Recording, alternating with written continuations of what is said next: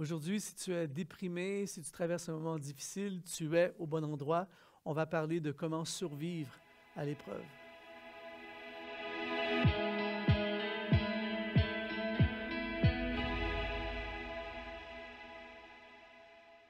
Bienvenue à tous, bienvenue à ce café matinal. Je suis privilégié de pouvoir passer ces moments avec toi et ma mission aujourd'hui, c'est d'apporter de l'espoir dans ton cœur. On va parler de comment survivre à l'épreuve.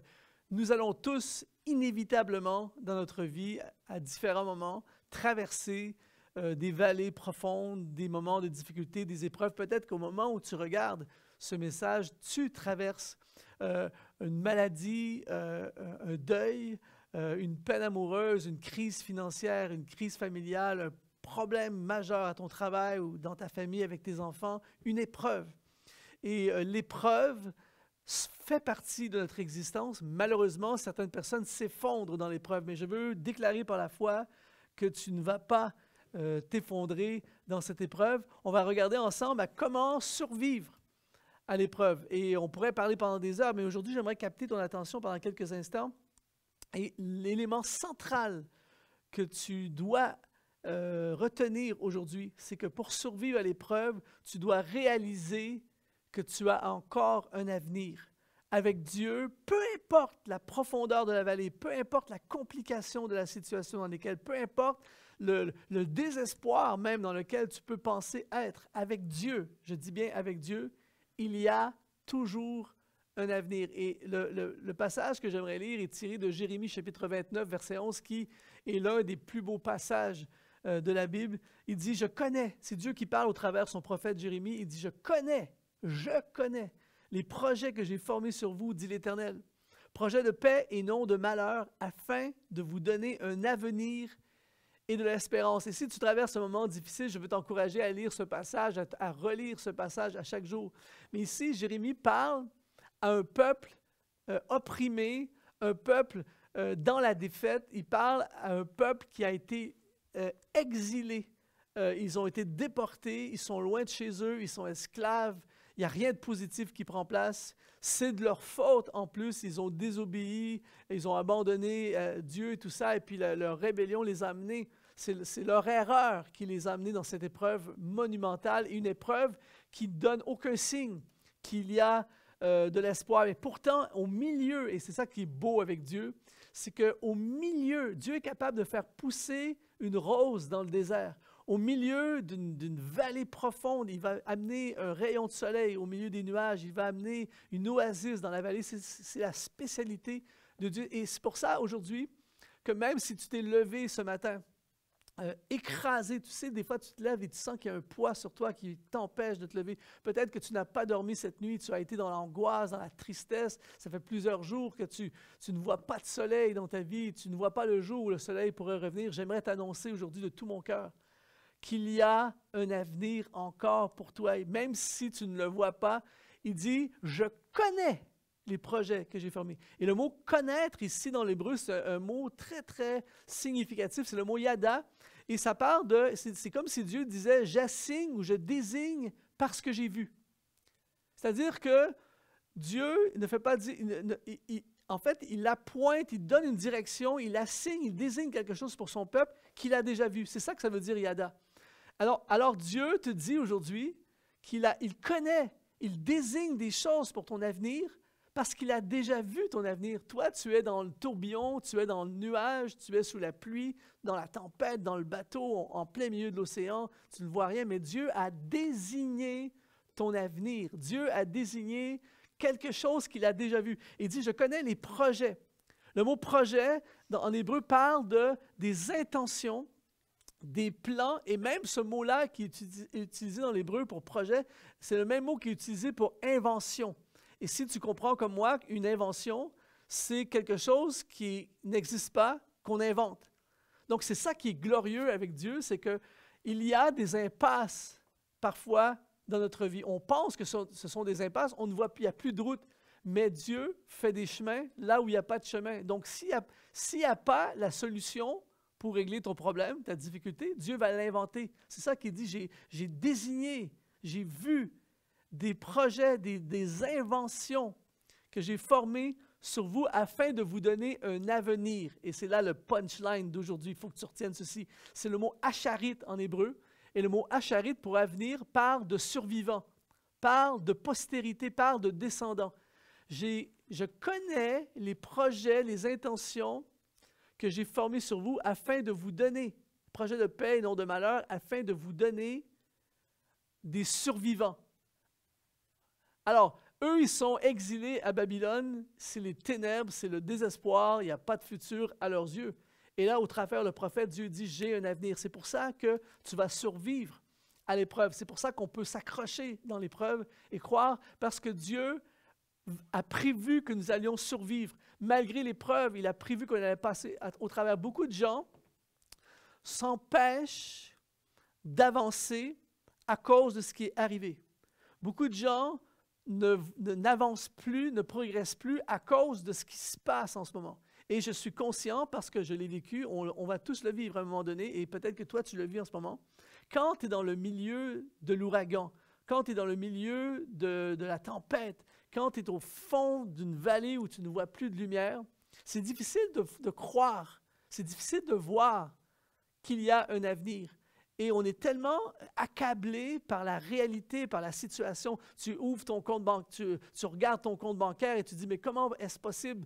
Comment pourrais-je éventuellement réaliser mes rêves? Regarde ma situation financière, regarde ma situation familiale, regarde mon business est en train de s'effondrer complètement.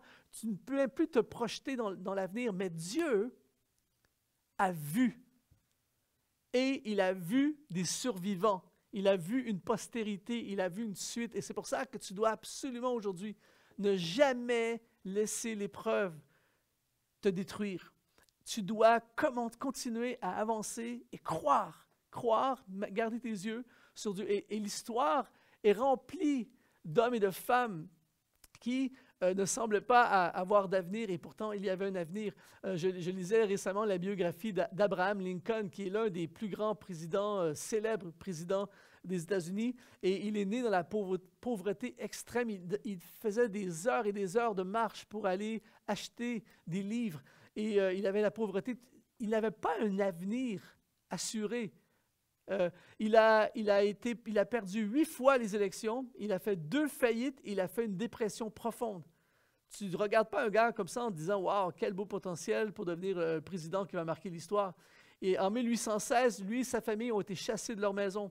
En 1832, il a complètement tout perdu.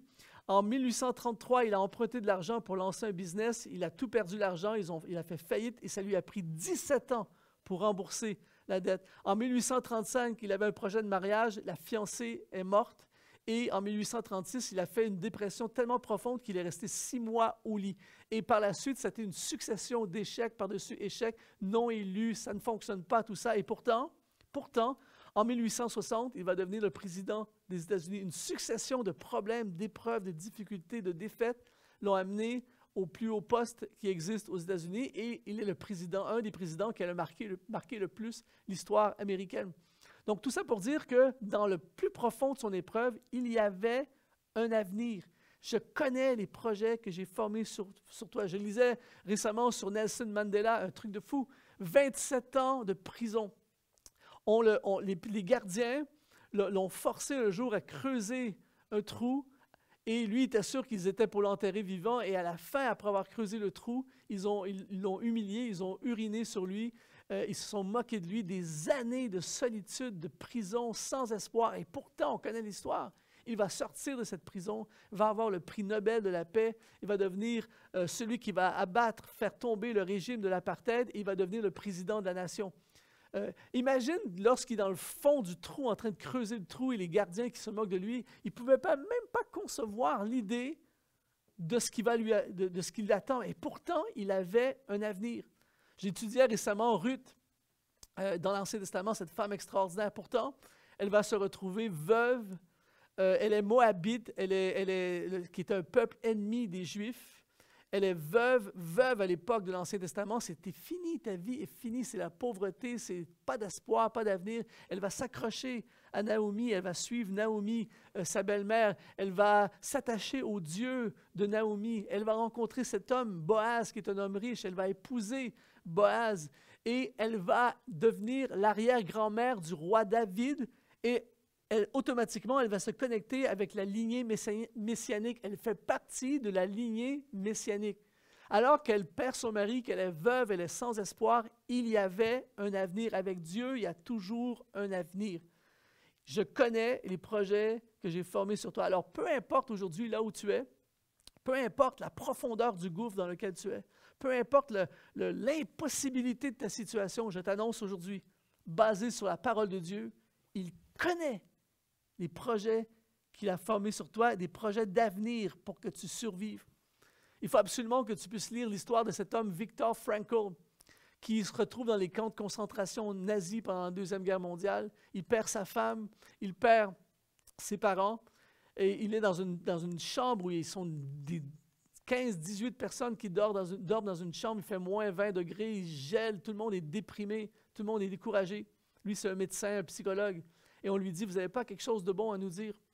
Et il a dit dans la chambre, en plein milieu de la nuit, dans le désespoir total, il a dit, on va sortir d'ici, on va retrouver nos familles, on va rebâtir nos carrières, on va retrouver ce qu'on a perdu, il y a un espoir. Et il raconte plus tard que ce soir-là, il s'est sauvé la vie, juste en déclarant l'espoir et l'avenir. Et pourtant, le gars, il va mourir à l'âge de 92 ans. Il était loin de la mort. Il était loin. Il est devenu un psychologue, un thérapeute. Il a écrit des livres devenus célèbres. Ce n'était pas fini. Il y avait encore de l'espoir. Alors, j'aimerais t'annoncer aujourd'hui, tout n'est pas fini pour toi. Dieu a des projets d'avenir et je veux déclarer par la foi, tu vas survivre à cette épreuve. Dieu n'a pas abandonné son peuple qui était esclave à Babylone, et aujourd'hui, il ne va pas t'abandonner. C'est pour ça qu'il déclare sur ta vie aujourd'hui. Là où tu es en ce moment, il dit, je connais les projets que j'ai formés sur toi. Projets de paix et non de malheur, afin de te donner un avenir survivant, postérité, descendant. Il y a une descendance à tout ce que tu es et à tout ce que tu représentes aujourd'hui. Ce n'est pas la fin. Et si tu le permets, j'aimerais prier pour toi. En terminant, peu importe là où tu es, je crois que Dieu va intervenir. Mon Dieu, je prie pour chaque personne en ce moment qui traverse la vallée de l'épreuve, chaque personne qui est dans la tempête, chaque personne qui est au fond d'un gouffre. Ton bras n'est pas trop court pour sauver et tu touches mon frère, tu touches ma sœur, là où ils sont en ce moment. Tu fais des miracles, tu ouvres des portes qui étaient fermées, tu offres des solutions, tu fais des interventions surnaturelles. Et je déclare au nom de Jésus que l'impossible dans leur vie va devenir possible. J'appelle à l'existence maintenant des solutions, des interventions, le surnaturel, des miracles. Et nous entendrons des témoignages de l'intervention surnaturelle du roi des rois. Grâce à toi, Seigneur, je veux déclarer par la foi aujourd'hui, nous allons survivre à l'épreuve au nom puissant de Jésus. Amen. Merci d'avoir été là. Aujourd'hui, ça a été un honneur de contribuer. Dieu est avec toi. Tu n'es pas seul. Et je t'encourage à te tourner vers lui comme jamais. Tu vas survivre à cette épreuve.